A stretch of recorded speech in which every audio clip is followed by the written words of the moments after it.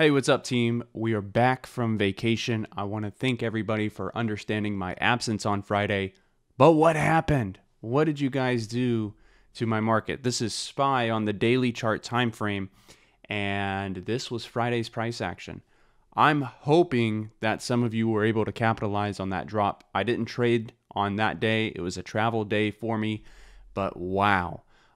This drop right here has caused pretty much the whole market to follow suit and come down with SPY. So what we are looking for going into this week, at least the beginning part of this week, is a continuation short on pretty much everything. I do feel that this drop on SPY is pretty drastic, yes, meaning that there is a chance tomorrow morning, Monday, early on in the morning, that we see maybe like a slight relief rally. But after this drop, I don't think that any sort of rally is going to hold. That's going to get sold and come right back down. Doesn't have to happen. It's just a scenario that I'm anticipating to happen. We'll have to see what the pre-market price action looks like. Also, the other scenario is that we just continue to drop from here. So our next kind of major level of support on SPY is going to be around $400. All right, so we'll just draw a trend line right there.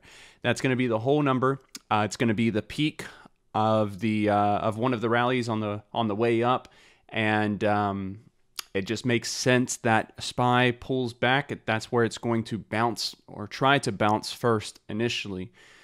There is a chance, given how strong this drop is, that this just breaks, that SPY just breaks right through that and continues to fall. But 400 is going to be my price target. So what I'm looking for tomorrow on SPY is going to be a short underneath 405 for a continuation short for the move down to 400.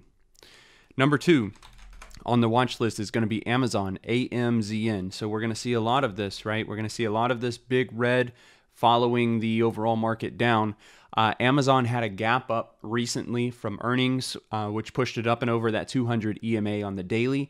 It is now trading near the 50 EMA, but now into that gap area. So what we're looking for here on Amazon is a continuation gap fill. So as of right now, it's probably going to be a short below $130. That's going to be, here, I'll just draw a trend line here so you can see that.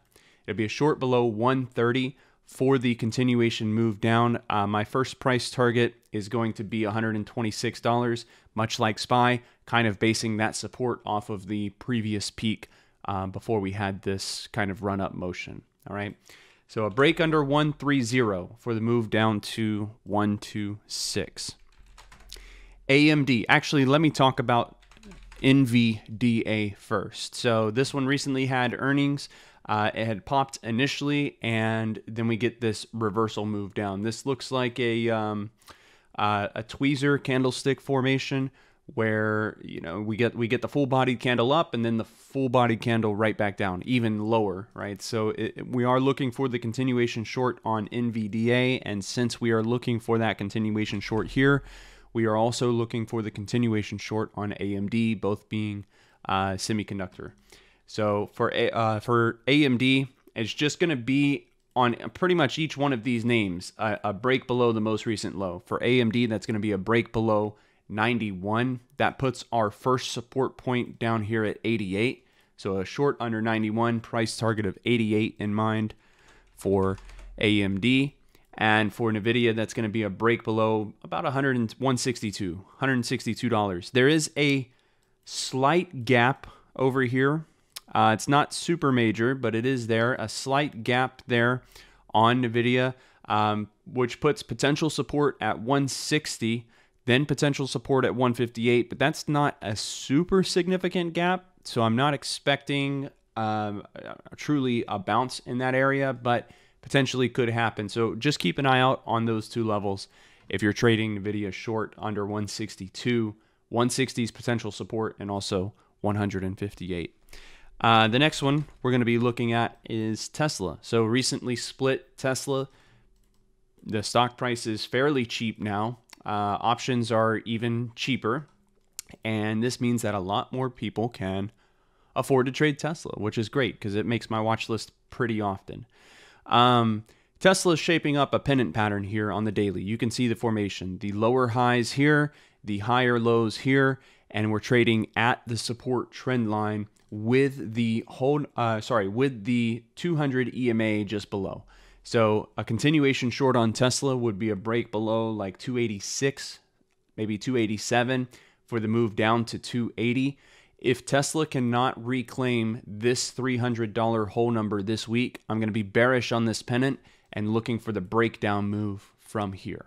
Okay, so just going off of Friday's price action, I know that there's not a lot of variation in the setups that are being chosen and picked for tomorrow, but just going off of Friday's price action, you know, it's smart to trade with the trend, and the trend right now is absolutely down. So we will be looking for continuation shorts. The exception is going to be if we get an early morning rally, right? If we're looking at SPY, if we get an early morning rally, I don't know that I'm necessarily looking to go long on it, but I will be looking to short the top of the rally as the trend line starts to break to sell that rally for the move lower. That will be one scenario that I'm looking for. The other scenario is just a straight up flush below, you know, whatever the pre-market lows or previous day's low of day was for a continuation short.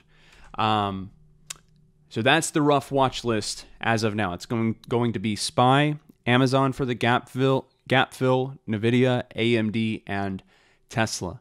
This is, of course, subject to change in the morning depending on what news comes out. The levels that I gave right now are subject to change depending on where the market opens up at, but this is the plan, okay? Hope you all had a great weekend. I'm closing the Discord server down this afternoon, by the way, so if you're watching this video and you're still not an upgraded member in the Discord server, this is your last chance to get in. I'm closing the server down to ensure quality members over quantity. You're not going to meet many people that are going to do this, but I need to get all of the current members up to speed with the system that we trade before I open it back up to new members. All right. And there's no time frame on when I'm going to do that. It's just really going to depend on the current members and how effectively, how quickly they can learn this method. Okay, thank you all for your time. Press that like button for me. Let's go make some money this week, and I'll talk to you later.